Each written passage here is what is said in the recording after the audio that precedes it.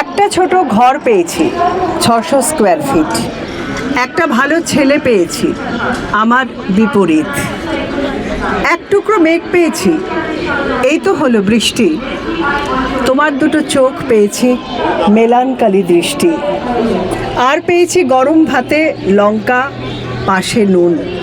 বাঁচতে হলে আর কি লাগে আপনারাই বলুন, বাঁচতে হলে আর কি কি লাগে আপনারাই বলুন। সোনা লাগে না হিরে লাগে না বাঁচার মতো বাঁচতে, সোনা লাগে না হিরে লাগে না বাঁচার মতো বাঁচতে।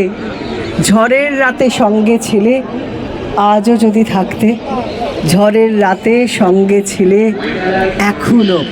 এখনো যদি থাকতে।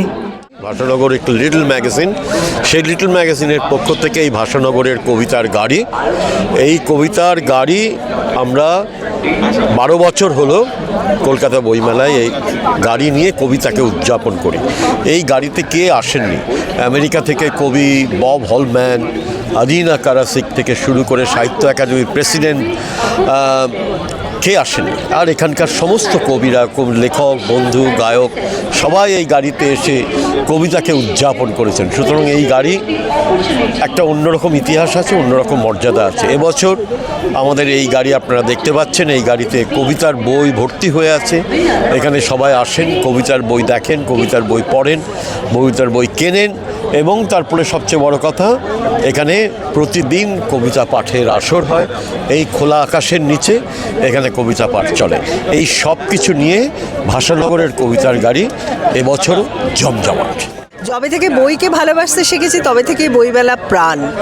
আগে আসতাম বাবা মায়ের সঙ্গে ছোটো বয়সে, তারপরে বন্ধুদের সঙ্গে, এখন আসি ছাত্রীদের সঙ্গে নিয়ে। এখন তো আমার বইও থাকে, আমার সংকলনে একটি বই পত্রভারতীতে থাকে।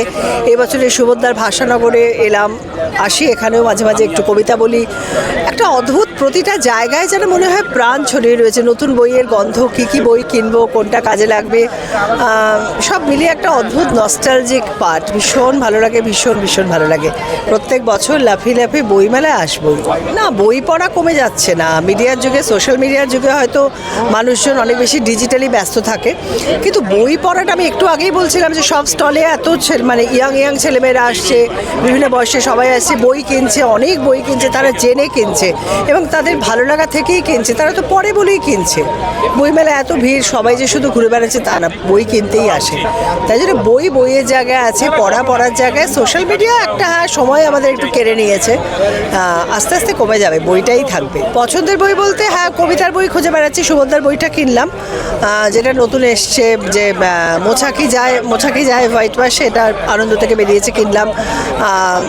একটা বই বেরিয়েছে, আমি শুনেছি আমার যে মস্তানদের শেখা লেখার, মানে আগেকার দিনে যেসব চরিত্র, মানে এই ফাটাকেষ্ট থেকে শুরু করে আরও অনেকে যারা ছিলেন সমাজের হিরো, মানুষের পাশে দাঁড়াতেন। লোকে ভাবতো তারা টেরার, আসলে তা নয়, ওরা দুস্থ মানুষের যাদের দরকার তাদের পাশে দাঁড়াতো। এখনকার সমাজের মতো চিত্র ছিল না, সেইটা কেনার ইচ্ছে আছে। আরও বেশ কিছু বই খুঁজছি, যা ভালো লাগবে কিনবো। আর কবিতা যারা ভালোবাসে তাদের বলবো বই পড়ো, অসংখ্য বই, অসংখ্য কবির কবিতা, সমস্ত কবিতা পড়া উচিত। আমি যেমন কোনো কবি দেখে কবিতা বলি না, কবিতাকে ভালোবেসে কবিতা বলি।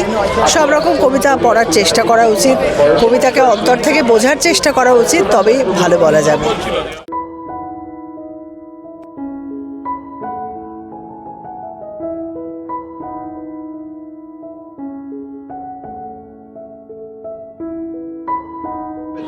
I have published 5 books by Bedrohi Books. They're not available, bizarrely, although the publisher is called Bedrohi Books. They're not available in India. You can only get them online at the moment. The last poem I read was from my first book, the first book in the series, Science, Love, and Revolution. This next poem I'm going to read is from the third book in the series,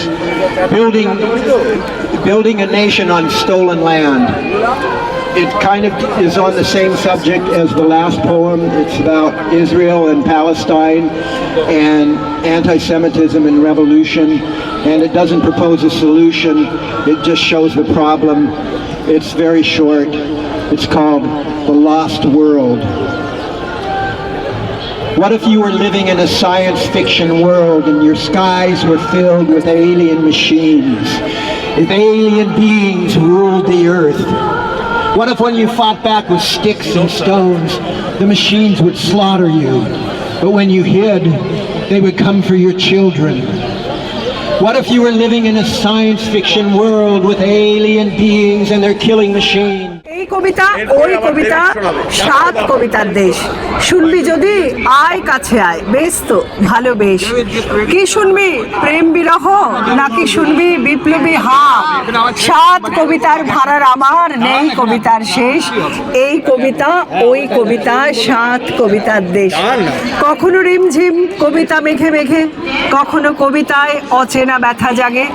কবিতা কখনো সেতারে শরদেতে, কখনো কবিতায় সকাল ওঠে জেগে। আয় কবিতা আয়, আয় কবিতা চোখের জলের গল্প নিয়ে আয়। আয় দেখে নাচ উঠোন জুড়ে শ্রাবণী মুদ্রায়, আয় দেখে শো আমার পাশে একই বিছানায়। আয় কবিতা ছোট্ট জীবন বেলা বয়ে যায়। আয় কবিতা আয়, আয় কবিতা আয়, মেঘমাদলের ছন্দ হয়ে মায়া জ্যোৎস্নায় তুই এলে এই ভাঙা ঘরে বাসর রচা যায়। শীতের দিনে রোদ হয়ে তুই পিঠের পরে আয়। আয় কবিতা আয়, মালকোষ বা জয় জয়ন্তী যেমন খুশি আয়। পেলাম না যা পাবো না যা সেই ব্যথাতে আয়। যা পেয়েছি ভুলের পাহাড় সেই শোকে তুই আয়। পাবার জন্য হা পেতে সেই আশাতে আয়। আয় কবিতা আয়, আয় কবিতা আয়। দুদিন থাকা যেন দুদিন জয়ী ফুল, কবিতা তুই ছাড়া আর তো সবই ভুল।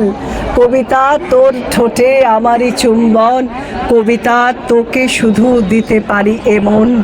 আয় কবিতা আয়, দিন গিয়েছে চলে আমার রাতও চলে যায়। আয় কবিতা আয়, আয় কবিতা আয়, আয় কবিতা আয়।